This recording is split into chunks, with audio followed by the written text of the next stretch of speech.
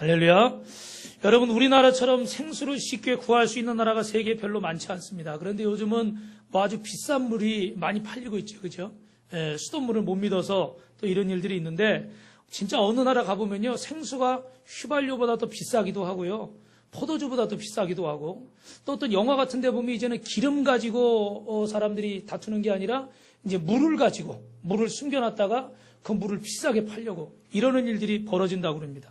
우리가 물의 고마움을 잘 알지 못하고 살고 있는데, 이 물이라는 것은 우리 몸에 여러분 아시는 것처럼 70에서 80% 정도가 이 물로 되어 있다고 그러죠. 그죠? 그래서 물은 우리 생명에 굉장히 중요합니다. 이 물이 없어지면 우리 생명도 지탱하기가 어렵습니다.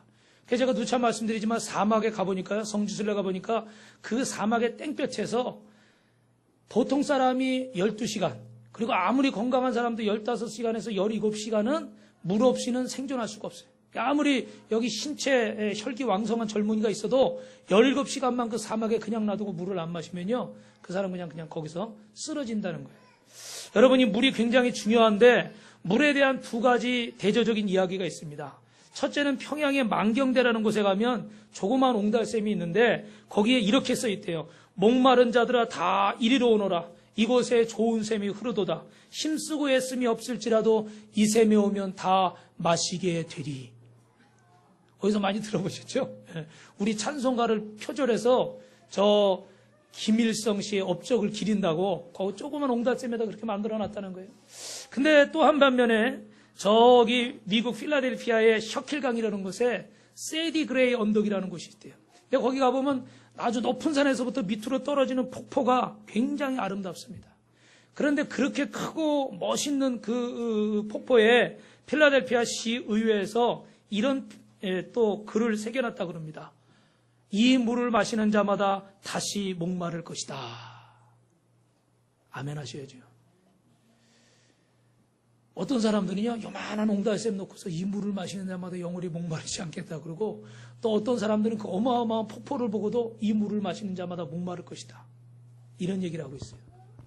이게 여러분 무슨 얘기냐면요, 졸졸졸 흐르는 시냇물이든 크게 넘치는 물이든지 간에 어떤 물이 중요한 것이 아니라 오늘 우리에게 참된 만족을 줄 수 있는 생수가, 영원한 생명의 생수가 있는 줄로 믿습니다. 그게 뭐냐? 여러분 한번 따라합니다. 이 세상 것으로는 참된 만족을 얻을 수 없습니다. 여러분, 에덴 동산에 가보면 하나님께서 천지 만물을 창조하시고 거기에 보시기에 좋았더라 이렇게 말씀하셨어요. 그런데 그렇게 좋게 만든 에덴 동산에도 아담과 이브는 어떻게 돼요? 만족을 하지 못했습니다. 그래서 사람들은 그 영혼의 목마른 것을 감추기 위해서 지금 어떻습니까? 술을 마시기도 하고 도박을 해보기도 해보고, 어떤 사람들은 마약이나 세상의 악한 것들에 취해보기도 합니다. 그런데 우리가 이 도박이라는 것만 해도 자신의 생애를 걸면서까지 도박을 하잖아요. 그죠? 그런데 도스토옙스키가 쓴 도박을 소재로 한 소설에 보면 이 도박을 하는 것은요, 단순히 돈을 따기 위한 목적이 아니라는 거예요. 왜냐하면 그만큼의 돈을 주면 도박을 관둬야 되는데 밤이 새도록 어떻게 돼요? 그만큼의 돈을 받아도 또 한다는 거예요. 왜 그러냐면 이걸 통해서 자신의 깊은 목마름을 잊기 위해서, 자기 속에 있는 갈증을 해결하기 위해서 도박을 한다는 거죠. 그래서 마치 악한 쾌락을 쫓는 것은 마약을 먹는 것과 같다는 겁니다. 그래서 나중에는 결국 마약 때문에 그 인생이 파멸하고 그 가정이 망가지고 사회가 망가지고 나라가 망가지는 걸 봅니다. 여러분, 위대한 사람들은 뛰어난 업적을 이룩하는데 그의 부와 그의 권력과 그의 명성을 한몸에 지니는데, 그러나 그것 때문에 내가 만족한다고 외치는 사람은 세상에 없습니다. 무슨 말씀이냐? 우리가 바라는 욕망과 욕심은 어떻게 돼요? 끝이 없습니다. 제가 한 얘기를 들려드릴게요. 크리소스톰이라는 유명한 교부가 1700년도에 콘스탄티노플 감옥에 갇혔습니다. 그리고 거기서 짤막한 이야기를 썼는데 감옥 이야기라는 이야기를 썼어요. 어떤 얘기가 나오냐면 이 안에 갇힌 죄수가 소원이 있어요. 오늘 여기 영화 여러분 잠깐 보신 것처럼 소원이라는 영화인데 소원이 있는 거예요. 무슨 소원입니까? 이 감옥에서 내가 나갔으면 좋겠다. 자유한 사람이 됐으면 좋겠다. 근데 정말 감옥에서 나가서 자유인이 됐단 말이에요. 그런데 또 자유인이 돼보니까 좋은데 먹고 살 길이 어떻게 돼요? 먹고 살 길이 어때요? 막막해요. 그래서 조그만 관직이라도 하나 있으면 좋겠다. 먹고 살 직업이라도 있으면 좋겠다. 그래서 소원이 이루어졌어요. 우리로 말하면 한 고을에 이렇게 좀 뭐라고 그러나 사또처럼, 사또면 꽤 높은 건데, 그죠? 한 어떻게 직책을 얻었어요. 근데 또 이 관직을 또 바꿔보니까 관직도 어떻게 돼요? 급이 있잖아요, 급이. 뭐 1급, 9급 뭐 이렇게 뭐 급이 있잖아요. 그러니까 이왕이면 내가 최고의 자리에 한번 올라갔으면 좋겠다. 그게 결국 뭐가 되겠다는 거예요? 왕이 되겠다는 거죠, 왕이. 그래가지고 정말 소원이 이루어져서 왕이 됐어요. 그런데 여러분, 이 사람이 만족했을까요? 만족을 못했다는 얘기. 세계를 다 가져도 우리에게는 만족이 없다라는 거예요. 그래서 이 사람이 마지막에 감옥의 끝에 어떻게 써 있느냐? 이제는 내가 소망마저 없어졌으니 내 인생의 기쁨이 사라졌다. 더 이상 내가 원할 것까지도 없어졌다는 거예요. 사랑하는 성도 여러분, 어떻습니까? 여러분은 여러분의 인생에 만족하십니까? 여러분의 남편에게 만족하십니까? 아멘이 안 나오네. 우리 사모님도 아멘을 안 하네. 주여. 여러분의 아내에게 만족하십니까? 우리 이원재 장로님 오늘 고기가 준비되어 있습니다. 저녁에. 예. 여러분의 부모와 자식에게 만족하고 있습니까? 여러분 직장은요? 여러분 하시는 일은요? 여러분 우리 교회에 만족하고 있습니까? 아멘 하는 사람이 3사람밖에 없네. 좀 이렇게 좀 상가고 허름해도 만족하고 감사하셔야 돼요. 할렐루야. 그래도 아멘 하는 사람이 15명이나 있어요. 만족하십니까? 왜 여쭤보냐면요. 우리 안에 이렇게 깊은 외로움과 텅 빈 가슴, 절망감, 낙심 이런 것들이 있어요. 근데 이런 것들이 정말 우리가 내가 원하는 것이 안 이루어져서 그렇기도 하지만 우리가 너무 신기루처럼 우리 욕심이나 욕망이 너무 많아서 그렇기도 해요. 지금 하나님이 내게 주신 은혜에 감사해야 되는데 여기 있는 이 목사부터 회개할 게 참 많아요.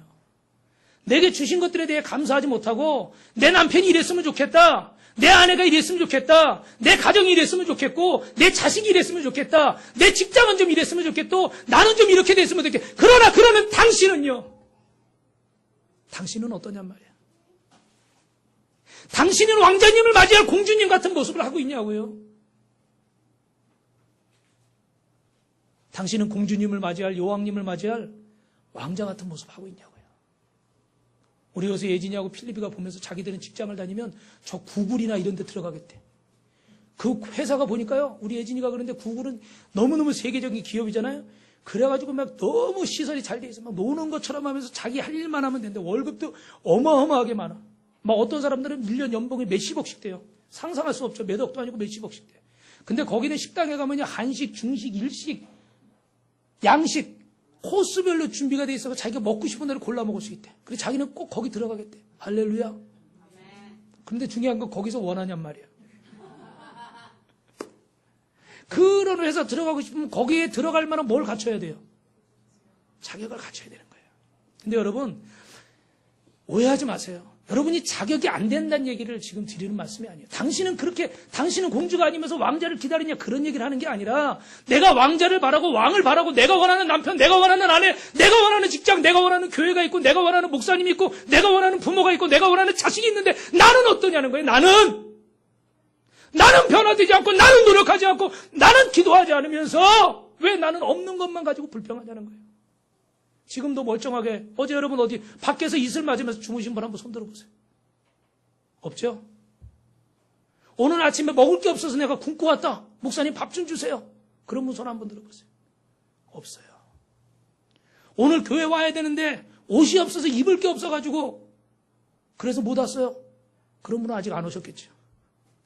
그런 분은 없어요. 사랑하는 성도 여러분, 꾸중하는 게 아니에요. 감사를 회복하시기 바랍니다. 감사를 회복하세요. 저도 날마다 회개하는 제목이에요. 저희는 이제 이렇게 이 집에요. 아랫집이 3층인데 아랫집이 그 아저씨들이 계시는데 여름엔 창문 열어놓잖아요. 그죠? 그러면 꼭 그 베란다에 와가지고 이러고 앉아가지고 그럼 그 연기가 다 위로 들어. 이거는 창문을 닫을 수도 없고 또 저희 집안은 이제 담배하고 상관이 없으니까 냄새에 민감한 거예요. 예. 그래도 원망해야 돼요. 감사해야 돼요. 그래도 감사. 제가 우스갯소리처럼 하는데요. 원망하고 불평하기 시작하면 너무너무 많아요. 그러나 여러분 제가 목회를 해보고 책을 읽어보고 병원에 신방을 해보고 교도소를 신방해보고 여러 군데를 다녀보는데요. 너무너무 정말 불행하고 어렵게 사시는 분들이 너무 많아요. 여러분이 상상할 수 없을 만큼 영화에 나오는 이야기 같은 어떻게 저러고 살 수 있을까 싶은 분들이 너무너무 많아요. 그런데도 불구하고 우리는 어떻게 돼요? 죄송하지만 여러분 형편 모르는데 제가 너무 아는 척해서 그런지 모르지만 편안한 집에서 지금 그래도 잘 먹고 오늘 이렇게 하나님 전에 나올 수 있도록 하나님의 은혜를 베풀어 주신 줄 믿습니다. 여러분 저 방글라데시 같은 나라가 행복지수가 가장 높다고 그러잖아요. 그죠? 왜 그런지 아시죠? 그런 나라는 우리보다 훨씬 더 어려워요. 훨씬 우리가 상상할 수 없을, 우리 옛날에 정확히는 모르겠지만 6.25 정도 때보다도 어렵고 그런 분들이 많아요. 그런데 행복지수는 어떻게 돼요? 세계 1위라는 거예요. 왜 그럴까요? 우리가 훨씬 더 잘 먹고 더 잘 살고 GNP도 훨씬 높습니다. 그런데 우리나라의 행복지수는요, 저 바닥에 가 있어요. 오늘 저는 여러분에게 감사에 대해서 설교하려고 얘기하는 게 아닙니다. 왜 우리가 하나님 앞에 감사하지 못하는가를 얘기하려고 그러는 거예요. 그건 뭐예요? 내게 주신 것에 대한 만족이 없어서 그렇습니다. 사람에게 만족이 어디 있겠어요? 저도 만족이 없습니다. 그러나 하나님의 말씀을 깨달으면 우리는 만족하고 자족하고 감사하게 될 줄로 믿습니다.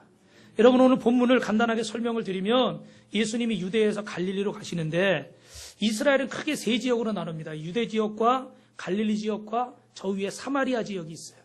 그래서 유대에서 이 사마리아 지역으로 가려면 이 갈릴리 지역을 지나서 또 가게 되는데 거기에는 이 사마리아 사람들은 옛날에 그 역사적으로 구약시대에 북이스라엘 나눠줘서 우상을 섬기던 여로보암이 통치하던 나라는 아방이 있던 그런 나라예요. 그래서 이 나라는 완전히 이스라엘 역사 속에서 배제되어 버렸습니다. 그리고 그들은 우상을 섬기고 하나님을 바로 섬기지 않아서 하나님 앞에 버림받은 민족이 됐어요. 그러니까 유대인들은 남유다에 남아있던 이 사람들은 우리만이 하나님의 선민이고 우리만이 하나님 백성이라고 생각해서 이 사람들을 아주 그냥 이방인 취급하고 개나 소, 돼지, 닭 취급을 했습니다. 사람 취급도 안 하고 그쪽으로 가서 이렇게 예배드리러 다 예루살렘에 올라가고 이럴 때는 일부러 그 지역을 돌아서 저쪽으로 배 타고 가거나 제가 누차 말씀드리지만 그 사람들을 만나면 우리식으로 하면 쉽게 말하면 이런 거예요. 고개 돌리고 에이 재수없어 이러고 지나가요. 우리 옛날에 이게 오지 말아야 될 사람 오면 갈 때 어떻게 해요? 뒤에다 소금 뿌리면서 어떻게 돼요? 에이 재수없어 하여튼 이러고 막 그러잖아. 쉽게 말하면 이 유대인들은 그런 생각을 가지고 있었던 사람. 그런데 오늘 여러분 예수님은 유대를 떠나서 갈릴리로 가실 때 이 사마리아를 지나가게 됐습니다. 오늘 본문에 보니까 우리 예수님은 사람을 겉모습으로 판단하지 않으시고 성공한 사람이든 실패한 사람이든 부자이든 가난한 사람이든 잘생긴 사람이든 못생긴 사람이든 우리 주님 앞에는 다 똑같은 줄로 믿습니다. 사람은 겉모습을 보고 판단하죠. 그러나 우리 주님은 겉모습을 보고 판단하지 않습니다. 오늘 본문에는 예수님이 사마리아 수가성 이 사마리아 지역에 이르렀을 때 이 1700년 전에 야곱이 우물을 파서 요셉에게 준 그 우물이 있었습니다. 그곳에서 물을 길고 있는 이런 사람이 있었어요. 여러분 오늘 예수님은 그것에 앉아서 행로에 피곤했습니다. 예수님은 그 물 깃는 여인에게 오늘 나에게도 물을 한 잔 달라 이렇게 얘기하시는 장면이 오늘 본문에 나와 있습니다. 사랑하는 성도 여러분 인생에는 참 만족이 없지만 우리 주님은 누구든지 찾아와서 만나주시고 누구든지 찾아와서 보듬어 주시고 누구든지 찾아와서 위로해 주시고 힘 주시고 용기 주시는 주님이신 줄로 믿습니다. 두 번째는 따라합니다. 목마르지 않는 인생을 살려면 어떻게 될까요? 오늘 이 여인은 이 예수님이 누구신지 몰랐어요. 제자들은 모두 시내로 먹을 것을 사러 보냈습니다. 그리고 한 여인을 기다리고 있습니다. 그는 물 길러 대낮에 나왔는데 이스라엘 지역은 여러분 조금 전에도 설명드렸던 것처럼 한낮의 기온이 대단합니다. 40도에서 45도까지 올라가요. 우리는 지금 30 몇 도만 넘어도 어떻게 돼요? 숨쉬기가 어렵죠. 그런데 여기 40도, 45도는요. 바람이 없으면 거의 체감온도가 50도, 60도 정도 되는. 정상적인 사람은 우리나라 사람 가서 살 수가 없어요. 근데 한 가지 다양스러운 것은 우리처럼 습도가 많이 없어요. 바다가 멀기 때문에 습도가 없어서 그냥 나무 그늘이나 어디 그늘에만 들어가면 그래도 견딜 수가 있습니다. 그런데 이 땡볕에 나오면 체감 온도가 50도, 60도가 되니까 너무 뜨거워서 사람들이 살 수가 없어서 낮에는 거의 물길로 나오질 않아요. 다 그때는 집 안에 있거나 낮잠을 자고 쉬는 시간입니다. 그런데 오직 한 여인만 사람들의 눈길을 피해서 오늘 이 물길로 나오고 있다는 거예요. 오늘 이 여인은요, 너무나 열등감이 많은 사람이에요. 자신의 인생에 만족하지 못하는 사람이고 자신의 삶에 불만이 많은 사람이에요. 마지못해 살아가고 억지로 살아가고 하루하루 그냥 그렇게 견디면서 살아가는 사람이에요. 오늘 우리 가운데 그런 분들이 계신지 모르겠어요. 근데 여러분 참 안타까운 건요, 이 여인이 왜 한낮에 물길로 나오냐면 유대인들이요 손가락질을 해요. 뭐라고 손가락질하느냐? 이 여인은 결혼을 여러 번 했어요. 근데 지금 5번째, 6번째 남편하고 사는데도 지금 어떻게 돼요? 만족을 못해요. 자신은 결혼을 해서 남편을 통해서 가정을 이뤄서 인생의 만족을 찾아보려고 했는데 거기에는 만족이 없는 거예요. 죄송합니다. 이 남자를 만나보고 저 남자를 만나봤는데도 이 사람은 이게 좋으면 저게 나쁘고 저 사람은 저게 좋으면 이게 나쁘고 이 여자를 만나보고 저 여자를 만나보는데도 거기에 만족이 없어요. 그 지금은요 결혼식도 정식으로 하지 않고 동거하고 있는 상황이에요. 그러니까 이 동네 유대인들이 볼 때는 이 여자가 그렇지 않아도 우리가 이 사마리아 사람들이 우리가 그렇지 않아도 유대인들한테 무시를 당하고 그러고 살고 있는데 저런 여자 때문에 우리가 더 무시를 당한다고 이 여인이 지나가기만 하면 손가락질하거나 뒤에서 꿍시렁 흉을 보고 지금 몇 번 결혼했대? 지금 뭐 결혼식도 안 하고 누구랑 살고 있대? 아이고 남자를 그렇게 좋아하나 봐. 뒤에서 막 온갖 소리를 다 하는 거예요. 그래서 사람들 만나는 게 싫어요. 근데 여러분 사람이 참 희한하죠. 저는 직접 가본 적은 없지만 소록도에 가면요 정말 막 손가락이 없으신 분, 코가 없으신 분, 귀가 없으신 분, 입이 없어서 얼굴을 붕대로 싸고 계신 분, 뭐 다리가 없으신 분, 굉장히 막 고통스럽게 살아가는 분들이 많이 있는데 여러분 그 안에 편견이 있을까요? 없을까요? 여러분 한번 생각해 보세요. 그 안에 소록도 안에 나환자천에 편견이 있을까요? 없을까요? 다음번에는 물을 2컵 떠다 놓으시기 바랍니다. 편견이 있을까요? 없을까요? 편견이 있대요. 손가락 없고 발가락 없고 눈썹 빠지고 귀 없고 코 없어도요. 코라도 하나 더 있느냐? 귀라도 하나 더 있느냐? 손가락질이 하나 잘렸느냐? 다 잘렸느냐? 2개냐? 3개냐? 자기들이 그거 가지고 비교한대요. 그리고 심한 사람일수록 어떻게 돼요? 냉대한다는 거예요. 우리 같으면 여러분 안 그럴 것 같잖아요. 같은 입장에 같은 병에 걸려서 사는 사람이고 언젠가 나도 그렇게 될 수 있는데 사랑하는 성도 여러분, 옆 사람 눈치 너무 보지도 마시고 옆 사람 흉 보지도 마시기 바랍니다. 아멘을 안 하시는 분은 흉을 보시겠다는 거예요. 다시 한번 흉 보지 마시기 바랍니다. 저는요 제가 이 용인시 공세동에 와 있을 줄은 꿈에도 생각 못했어요. 신갈 얘기 나올 때마다 지나가면 교통 안내할 때 항상 신갈 막힌다고 나오잖아요. 저는 이 신갈 지역에 와서 살 거라고는 꿈에도 생각 못했어요. 제가 살았던 지역들을 생각해봐도 한 번도 내가 그곳에 갈 것이라 생각해 본 적이 없어요. 명언이 있어요, 명언. 성경 얘기는 아니지만 한번 따라합니다. 죽기 전에 큰 소리 치지 맙시다. 우리가 어느 때 어떤 상황에 어떤 입장에 처할지 모르는데 다른 사람을 보고 그럴 거 없습니다. 그리고 어려움 당하는 나도 낙심할 거 없어요. 지금 차이는 있어도요. 누구든지 어떤 어려움이든 겪게 되어 있어요. 오늘 분명한 것은 이 여인은요. 그 50도 60도나 된 뜨거운 그 시선보다 차라리 사람들의 시선보다 그 태양빛이 사실은 더 편했던 거예요. 그래서 아무도 없는 시간에 물길로 나왔습니다. 그런데 거기 웬 남자가 있는데 유대인 같아요. 그 모른 척하고 물을 길려오는데 갑자기 자기한테 말을 거는 거예요. 나에게 물 좀 주시오. 여인이 깜짝 놀랐어요. 왜? 유대인들은 사마리아인을 개 취급하고 이방인 취급하니까 말도 안 건단 말이에요. 부정하다 생각한단 말이에요. 근데 자기를 향해서 물을 달라고 그래요. 그래서 여인이 대답합니다. 아니 유대인인 당신이 사마리아인 내게 왜 말을 거십니까? 그랬더니 오늘 본문에 예수님 뭐라고 하세요? 내가 하나님의 선물과 내게 물 좀 달라 하는 이가 누군 줄 알았다면 너는 구하였을 것이고 그는 내게 주었으리라. 사랑하는 성도 여러분, 우리가 예수님을 잘 모릅니다. 오늘 이 시간에 예수님 앞에 예배드린다고 그러고 나는 교회 다니는 성도고 집사고 권사고 나는 하나님 앞에 직분받은 자라고 말하면서도 우리는 예수님을 잘 몰라요. 내가 쌓은 돈과 경력은 믿으면서도 예수님은 신뢰하지 못합니다. 이론으로는 주님을 알면서도 현실로는 주님을 만나지 못해서 우리의 삶에서 예수 믿는 표적이 나타나지 않고 우리의 삶의 문제들을 예수의 이름으로 물리치지 못하기 때문에 오늘 예배 드리고 또 가정이나 직장이나 사업장에 또 돌아가서는 또 그 문제 때문에 씨름하고 또 그 문제 때문에 한숨 쉬고 잠 못 이루고 혼자 울고 혼자 답답해하고 혼자 괴로워하고 어디다 이걸 풀지 못해서 죽을까 말까 살까 말까 이런 고민을 하고 있어요. 왜 그럴까요? 예수님의 이름이 저와 여러분 안에 능력이 못 돼서 그래요. 따라합니다. 예수님의 이름은 능력입니다. 어떤 문제도 해결합니다. 다시 한번 어떤 문제도 해결합니다.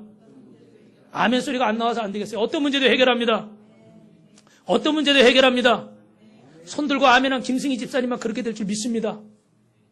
그럼 빨리빨리 해. 다시요. 어떤 문제도 해결할 줄 믿습니다. 예수님의 이름에 능력이 있습니다. 옆에 분하고 이렇게 인사하세요. 성도님 고민하지 마세요. 예수님의 이름에 능력이 있습니다. 시작. 고민하지 마세요. 예수님의 이름에 능력이 있습니다. 이명정 원사님 빨리 옆에 고백하세요. 시작. 예수님의 이름에 능력이 있습니다. 어떤 문제도 해결할 수 있습니다. 할렐루야. 할렐루야. 여러분 입으로 선포하세요. 입으로 고백하세요. 돈이 여러분의 문제를 해결할 수 있고 사람이 여러분의 문제를 해결할 수 있고 여러분의 지식과 여러분의 야근 머리가 여러분의 문제를 해결할 수 있다면 그렇게 하십시오. 다음 주부터 교회 오지 마세요. 제가 분명히 말씀드렸어요. 오지 마세요. 안 오셔도 돼요. 안 와도 빛과 소금 교회는 여전히 있어요. 왜? 하나님이 계시니까. 믿으십니까? 그러나 여러분 예수님의 이름에 능력이 있다고 믿으시면 교회로 오세요. 왜 예배 시간에 예배 드리도 안 하고 다른 곳에 갑니까? 하나님 앞에 나오세요. 기도하러 오세요. 할렐루야. 제가 여러분 예전에 기도원에 사역했잖아요. 하도 오래 있다 보니까 간증이 많아요. 윤경희 씨라고 서울시 마포구에 그때 당시 35이었으니까 지금은 나이가 좀 들었겠죠. 간단하게 말씀드리면 6살 때 부모님 따라 교회 다니면서 예수 믿기 시작하고 온 가족이 다 예수 믿어서 학생부 다니고 학생회장도 하고 성가대하고 청년부하고 주일학교 교사하고 나름대로 이제 신앙생활 오래 하니까 야 예수 믿는 게 이런 거구나. 그리고 정의를 딱 내렸어요. 근데 이제 딱 커가지고 이제 결혼할 때가 되는데 딱 마음에 드는 남자가 있는데 돈도 많고 인물도 좋아. 할렐루야. 근데 뭐가 안 돼요? 믿음이 안 돼. 그 부모님들은 반대를 하는데 자기는 어떻게 마음에 들 인물도 괜찮지 돈도 많지 자기가 생각했던 그런 남자야. 그래가지고 내가 전도하면 되지 않습니까? 그래서 턱하니 결혼을 했어요. 근데 결혼을 했는데 잠깐은 여러분 신혼이요 여러분 의학적으로 한 2년 정도 간다고 그러더라고요. 사람마다 좀 틀리지만 서로에 대한 신비감 때문에 짧게는 6개월이지만 길게는 2년 정도 간다고 그래요. 근데 이 콩깍지가 어느 정도 벗어지니까 어떻게 돼요? 이 남자가 늦게 들어오지 술 마시지 뭐 또 여자 관계가 복잡하다는 걸 나중에 알게 됐어요. 근데 후회해봐야 어떻게 돼요? 소용이 없어요. 아이도 생겼고. 너무너무 괴로운 거예요. 근데 그 남편 때문에 막 속을 썩이는 어느 날 보니까 소화가 안 돼요. 병원 가봤더니 뭐라고 그래요? 위암입니다. 34살. 그때 당시 나이가 34살인데. 34살에 위암에 걸렸으니 얼마나 억울해요. 그래가지고 남편을 향해서 야 이놈아 너 때문이다. 너 때문에 내가 속 끓이다가 이렇게 됐다. 온갖 원망과 불평을 다 쏟아 넣어봅니다. 근데 그렇다고 병이 낫나요? 여러분 이걸 아셔야 돼요. 원망 불평한다고 문제가 해결되나요? 원망 불평한다고 미안하다고 병이 도망가나요? 안 그래요. 당신 마음만 더 아파요. 당신만 더 속쓰린 거예요. 자꾸 그 늪으로 자꾸 파고 들어가게 돼요. 못 나와요, 못 나와. 더 심한 생각, 더 나쁜 생각, 더 부정적인 생각, 더 안 좋은 생각을 자꾸 하게 돼요. 그 잠도 못 자, 만리장성을 쌓게 돼요. 그 병이 되는 거예요. 근데 이분이요, 괴로워하다가 목사님이 기도원에 병원에서 수술하라고 그러는데 수술하면 죽을 것 같고 그래서 기도원에 올라왔어요. 20일을 금식하는데 죽기 아니면 살기니까 뭐 20일을 못 하겠어요. 근데 20일을 하는 동안에 여러분 원망이 나올까요? 회개가 나올까요? 큰 소리로 한번 좀 해보세요. 원망이 나올까요? 회개가 나올까요? 회개가 나오죠. 하나님 죄송합니다.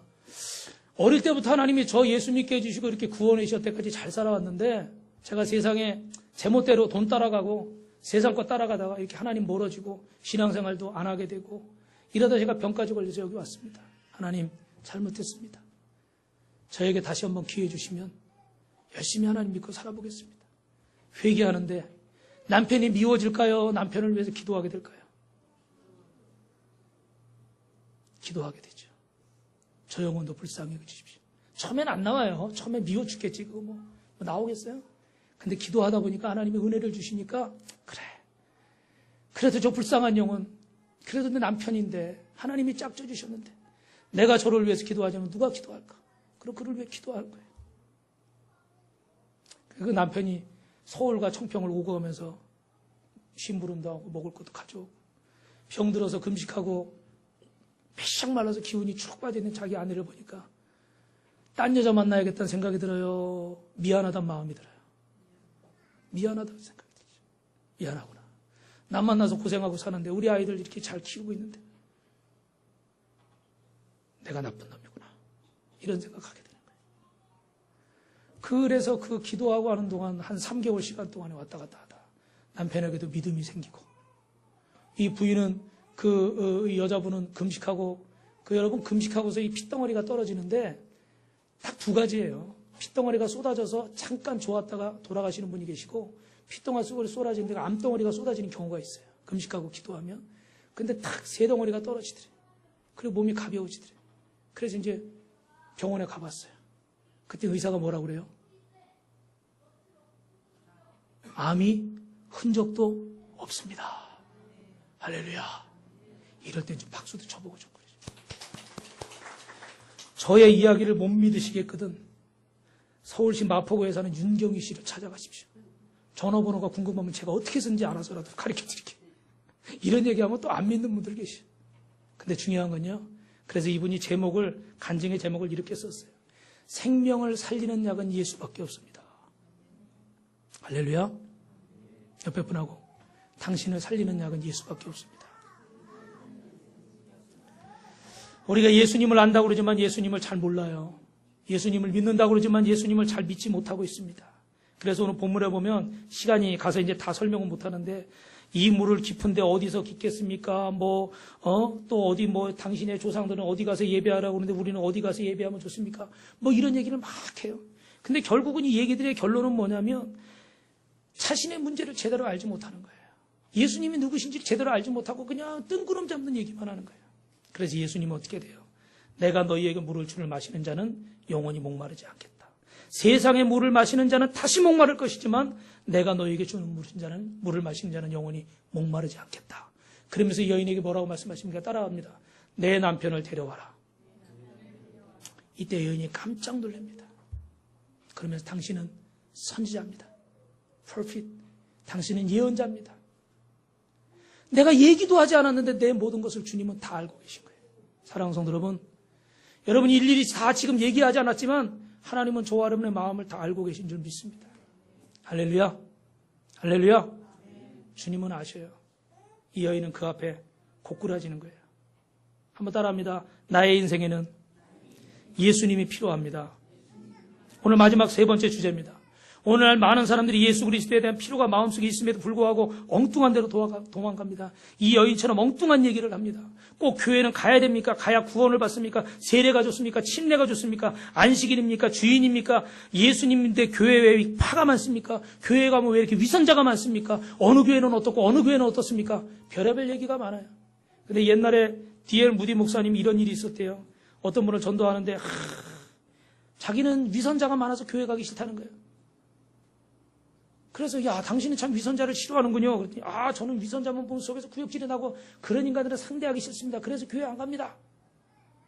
그랬더니 무디 목사님 그렇게 얘기했대요. 맞습니다. 그런데 그렇게 위선자고 그렇게 나쁜 사람들은 천국 갈까요? 지옥 갈까요? 지옥 가죠. 그럼 당신은 예수 안 믿으면 천국 갈까요? 지옥 갈까요? 대답 들어가세요. 지옥 가죠. 네. 그러면 지옥 가서 그 위선자를 영원히 보고 살겠습니까? 아니면 당신은 천국 가서 그 사람들 안 보고 살겠습니까? 잠깐 보는 게 나아요? 영원히 보는 게 나아요? 잠깐 보는 게 낫죠. 사랑하는 성도 여러분, 핑계를 대기 시작하면요, 오늘도 여러분 예배 안 나올 핑계 많죠? 갈 때도 많고 피곤한 것도 많고, 그죠? 여러 가지 이유들 많이 있으시잖아요. 그런데 그 핑계를 뒤로하고 내가 예배 드려야 되겠다, 말씀 들어야 되겠다, 기도해야 되겠다, 찬송해야 되겠다, 하나님 앞에 부르짖어야 되겠다. 지금 손든 박동혜 권사님만 갑절로 받을 줄 믿습니다. 눈치들이 없어요. 이렇게 3-4시간 빨리빨리 손을 들어야지.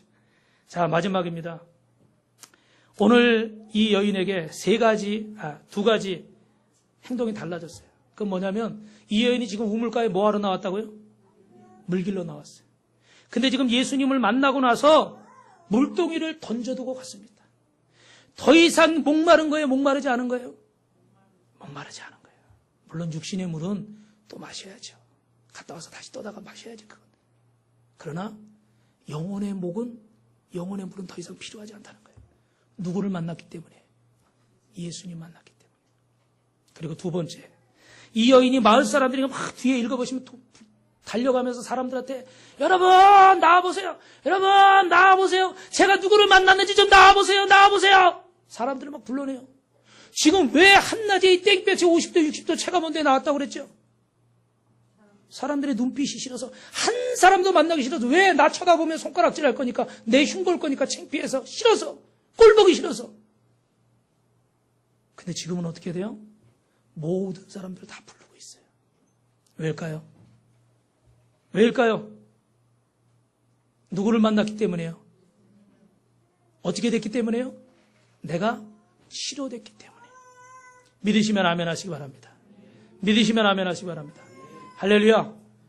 제가 여러분 여기 그 간증이 있는데 이 간증 말고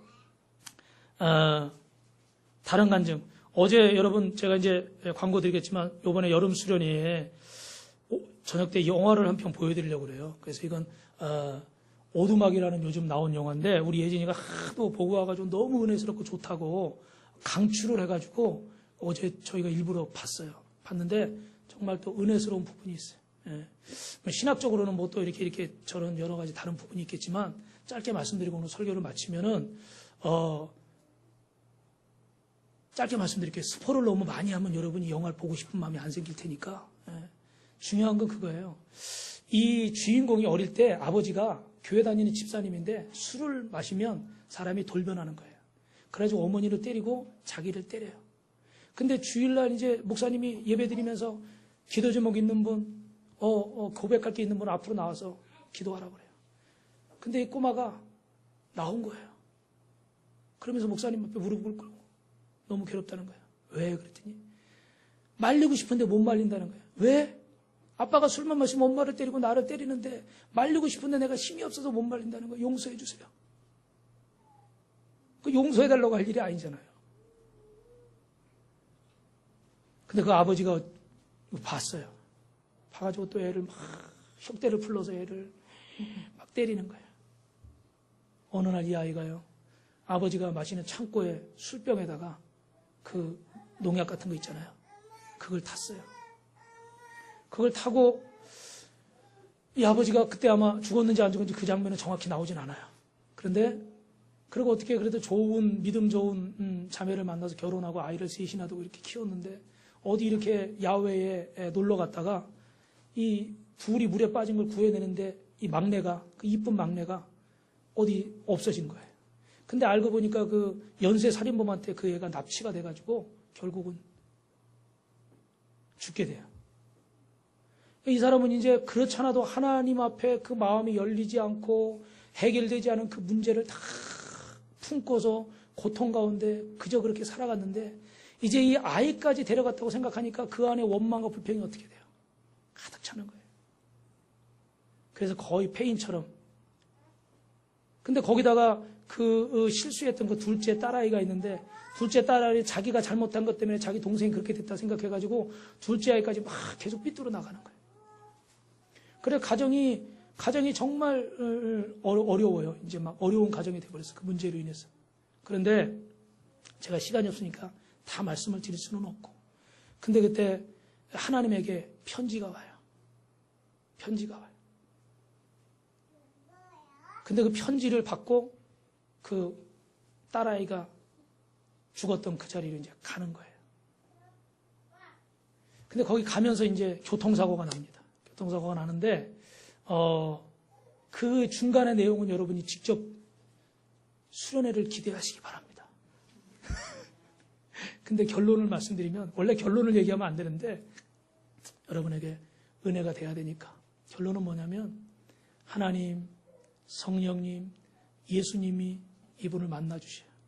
근데 이분을 만나주시는데, 하나님이 막 수염 있고 막 도포 같은 거 두르고 그런 하나님이 아니라 이 아이가 아빠한테 맞고 멍들어서 밖에서 배회할 때 불러서 맛있는 파이 구워주고 차 주고 우유 주던 그 옆집 흑인 아줌마가 있어요. 퉁퉁한 아줌마. 하나님이 그 모습으로 나타나는 거예요. 가장 이 아이에게 편안하고 친근한 모습. 성령님도 예수님도 이 사람이 너무너무 편안하게 만날 수 있는 그 모습으로 만나주시는 거예요. 그래가지고 결론은 용서하지 못한 그 아버지를 용서하게 하고 그 딸아이가 정말 내가 딸아이를 지켜주지 못했다면 죄책감 때문에 괴로워하고 있는데 이 딸아이가 천국에서 너무나 기쁘게 즐겁게 정말 뛰놀면서 행복하게 있는 그 모습을 또 보게 되고 그리고 거기서 자신 안의 원망과 불평들 이것들을 쏟아내게 되고 그리고 자기 아버지를 용서하고 또 거기서 하나님의 뜻을 깨닫게 되는 내용이에요. 근데 하나님의 뜻을 깨닫는 건 여러분 너무 지금 길어가지고 제가 다 설명하기는 어렵습니다. 그런데 중요한 거는 그 모든 사람들이 다 누구의 자녀라는 거예요? 그 연쇄살인범도 하나님 자녀고 나도 하나님 자녀고 내 딸도 하나님 자녀고 내 입장에서 볼 때는 그놈은 죽일 놈이고 나쁜 놈이지만 하나님이 보실 때는 어떻게 돼요? 이 모든 사람들이 다 하나님의 자녀라는 얘기예요. 근데 네가 용서해야 중요한 건 이거예요. 네가 용서를 선포해야 네가 자유한다는 거예요. 그 사람이 벌을 받고 안 받고는 그건 하나님께 맡기라는 거예요. 죄 자체가 벌써 이미 심판이라는 거예요. 네가 그를 용서하지 못하고 네 안에 계속 묶어두고 있으면 그 죄가 그 사람을 심판하는 게 아니라 너를 자꾸 죽인다는 거예요. 네 삶이 망가지고 네 인생이 망가진다는 거예요. 용서를 선포하라. 그래서 그 시신을 못 찾았어요. 아이 옷하고 핏자국만 현실에서는 그랬어요. 근데 그 안에서 주님을 만나고 아이가 깊숙이 숨겨진 시신을 발견한 거예요. 그리고 그 시신을 여러분 그 시신을 볼 때 부모 마음이 어떻겠어요? 막 찢어지죠. 그죠? 이제 7살밖에 안 된 딸아이가 처참하게 죽어서 그렇게 누워있는 모습을 보면 또 옷도요 보니까 옷을 벗겨놔가지고 발가벗은 모습으로 너무너무 고통스럽죠. 근데 주님과 함께 그 아이를 하얀 천에다 싸면서 꽃을 뿌려주면서 그 아이를 안고 탁 나오면서요. 이 주인공이 계속 이렇게 하는 거예요. 용서한다. 용서한다. 용서한다. 아멘이 나올 때까지 하려고 그랬는데 안 나와서 힘드네. 용서한다. 여러분 그 장면을 한번 몰입해 보세요. 용서란 말이 나오겠어요? 절대 안 나오죠. 저는 누가 우리의 이렇게 살짝 건들기만 해도 가서 쥐어받고 싶어요, 사람이. 어디 내 아이를 용서할 수 없죠. 근데 참 그 시신을 안고 나오면서 울면서도 용서한다. 용서한다. 근데 마지막 장면에 막 어지럽혀진 정원이 있어요. 그래 주인공이 그 성령을 따라가면서 이렇게 지저분한 정원이 어디 있어요? 근데 나중에 알고 봤더니 그게 자기 마음이에요. 자기 마음의 정원이 그렇게 막 뒤집혀져 엉켜 있는 거예요. 근데 거기 땅을 파는 거예요. 땅을 파고 내일 여기다가 아주 귀한 걸 심을 겁니다. 이게 제일 중요한 장면인데 이 얘기까지 하면 여러분 안 보려고 그럴 텐데 참 큰일 났네. 파는 거예요. 그리고서요 마지막에 그 딸아이의 그 상처를 그 시신을 그 자리에 탁 갖다 묻는 거예요. 그리고 거기다가 이 아버지가 흘렸던 그 눈물을 거름으로 뿌립니다. 그래서 거기서 아름다운 꽃이 나무가 멋있게.